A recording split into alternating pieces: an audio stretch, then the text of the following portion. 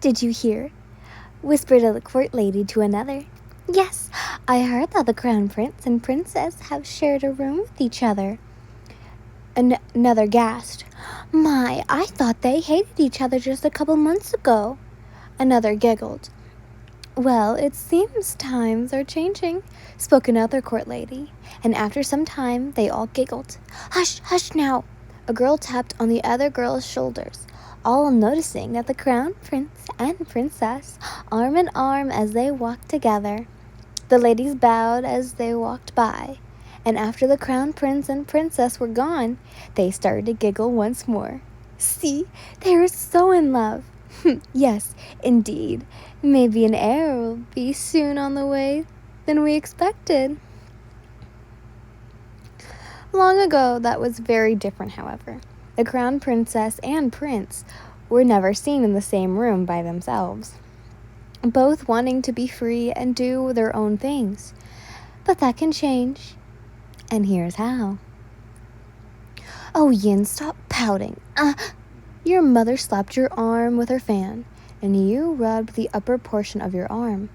The closer you got to the northern kingdom, the more you were fed up with everything. Your brother and father had been in a different carriage, and your lady-in-waiting was sitting just across from you and your mother. She was quiet, her head down and her arms in her lap. The countryside had been quiet, filled with fields and horses here and there, and you had wished you were living out there, where no one could bother you and you could do with anything you wanted. That was just what you wanted before your mother had slapped you back to reality. I don't even know why you two put me up for this, when you said you would never. You spat to your mother, crossing your arms as you looked out the window. I thought Bon was the heir, not me. You spat once more, slowly uncrossing your arms and resting your head on the other as your mother scoffed. You better act better when we get there, got that? She rubbed the bridge of her nose, frustrated at you for the supposedly nonsense you were creating. You hated this. Your brother had been well older than you, being old enough to even have 2 kids by now. But you were the first one to be wed. How great. Myra, could you hand me my book? You asked, looking over to her. She had seemed to be sketching something in her book, and she looked up and nodded, placing the book and pen down to see a drawing of you looking out the window. You smiled at how much it looked like you. As she handed over the book, she saw your gaze on the drawing. You know, you should try and paint me sometimes. You spoke as you took the book. You could see your mother's gaze at it.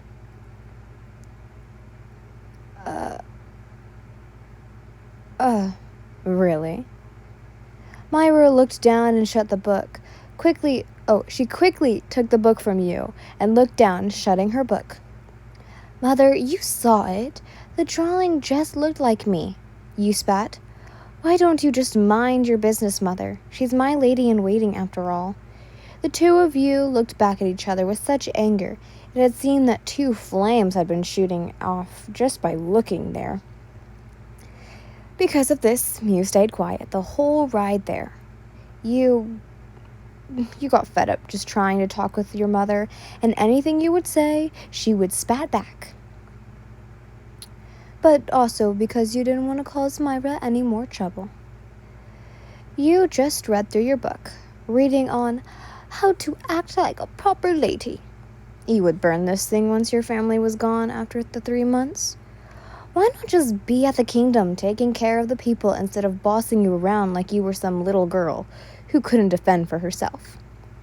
You were well of age, and you could defend yourself. Maybe not entirely, but you knew the rights and wrongs of this world. But other than that, the course of the trip, it had begun to snow, the white snowflakes dancing with each other, and the closer you got to the capital, the more people you saw. They were either working on the field to do their daily lives, to those who were selling ingredients and herbs, to those who were selling gems of all shapes and sizes inside buildings along a road of other stores, all selling different items. You were then tapped on the leg. What is it, Myra? You questioned as you looked at her, and she pointed to her book. The snow looks like diamonds. You smiled and looked back at her. Yes, but I was thinking more like of little stars. You smiled, looking outside once more, and that was when the castle came into view. We're almost there, spoke the man driving, and you wanted to feel bad for him, staying out there in this cold, but the other side of you was too mad at your family for this arrangement. Why, isn't it breathtaking? The Golden Palace. Your mother sighed lovingly, as if this was a fairy tale come true. You just sighed, knowing that on the outside, it was anything anyone ever wanted. But to you, it was a prison. A place with new rules, new threats, new people, and a new world. Something you don't know anything about. But you'll be glad to be as far away from your parents and brother, always telling you what to do and where to go, and how to even do the simplest of tasks. And soon the carriage came to a halt. His Majesty the Crown Prince and the Emperor of the Levon Kingdom announced a guard where you were going to be put through the same thing. Great. Ever so slightly, you began to move, and then came to a stop once more. Her Majesty the Crown Princess and Empress of the Levon Kingdom. Everyone waited with bated breath. This was something no one could miss. The Crown Princess, first time ever being seen outside since her of entering the court life. She had always been what she possessed as too busy with what she deemed was important. The arts. Anything that had to deal with the art, she did. So to be able to see her was something you couldn't buy. Their gasp came when the door opened and walked out the Empress and then her. Compared to the landscape that was dead and cold, she had felt like if she was spring coming early. Her hair wasn't in a bun, it wasn't anything spectacular.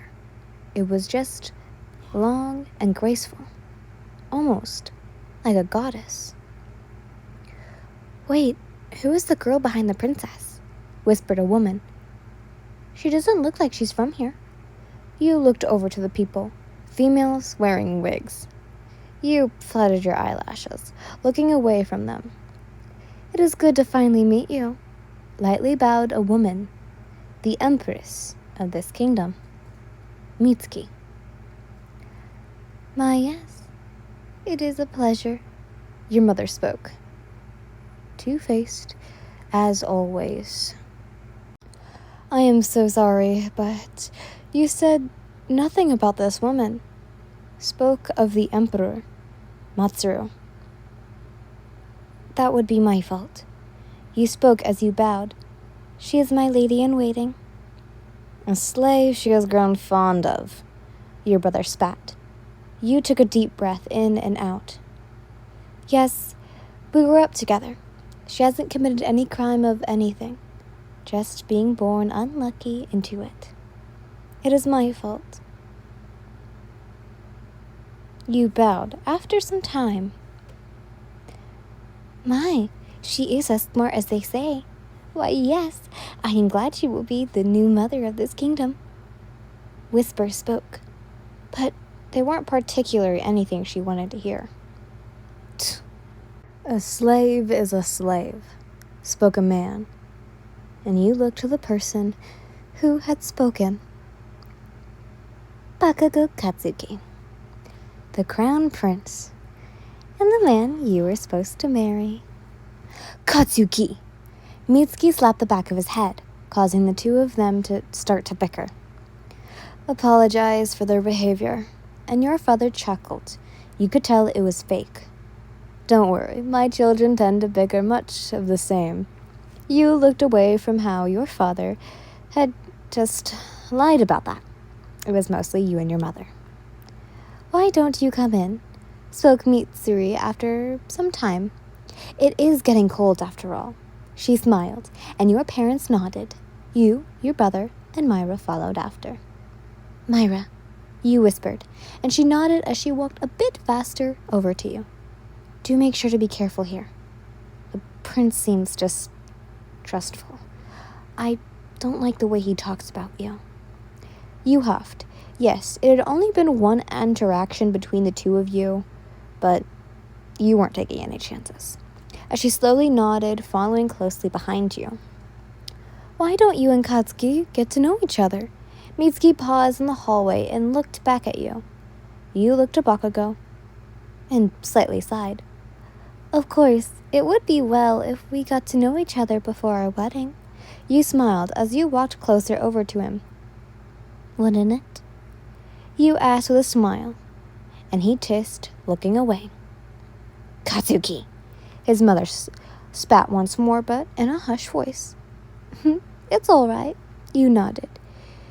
You had noticed that your mother, father, and brother talked with Matsuru as they continued their walk, and Mitsuki was surprised by that for a bit, then lightly laughed. Oh, you heard your mother. I'm sorry, but I thought you were still following. She lightly giggled. But why don't we, my dear, prepare for the night's ball? She placed a hand onto your shoulders. She doesn't quite understand parties, and she doesn't go out for any of them much for long if she does. She smiled as she pushed you along slightly. All right then, Bakugou, would you go with the others and get ready? Mitsuki smiled for her son. Yeah, whatever. He tissed as he walked over to where the others were. Oh, Yin, I do have some questions for you before anything happens, Mitsuki asked as she walked alongside you and your mother. You felt bad that Myra was the only one that was following behind. She used to walk alongside you, but here it was quite different. Yes, I don't mind any questions you may have. You spoke. You could tell your mother was quite pissed that she wasn't the one being talked to. She was like that. The one who always had to be center of attention. The course of the walk caught many things in your eye. Once again, being the court ladies. You were guessing because of the difference in weather. They were wearing dark shades of colors along with wigs. You were from the south, meaning it was much hotter than up here in the north. It was probably because of the fact it was cold up here, so it helped them keep warm. Mitsuki, she hummed when you said her name. May I ask a question about the court ladies? You asked. Oh, she clasped her hands together. Why do the court ladies wear wigs? I thought it was to keep warm, but now seeing that they decorate them, she sighed. It all started when the late mother of the kingdom, from stress, she would pull out her own hair, and she ordered to make wigs for herself so no one could suspect her of anything. She sighed. Yin, that was quite rude of you. Your mother spat. Both you and Mitsuki stopped. It is quite all right. She is the future queen. She must know more for her people. And your mother huffed. All right. God, she's just making this worse for me. The four of you continued to walk to the room until you made it. All right. I do hope you two get comfortable. We will be right back. There are still some things we need to get for you. You nodded, and Mitsuki opened the door, allowing you and Myra to enter. After the door was closed, you bolted over to Myra. Myra, what do you think? I don't think that Bakugou boy. Oh, I don't like that Bakugou boy. He's rude. You huffed as she giggled, then wrote, I do understand how you are feeling, but he is right. To law, I am a slave.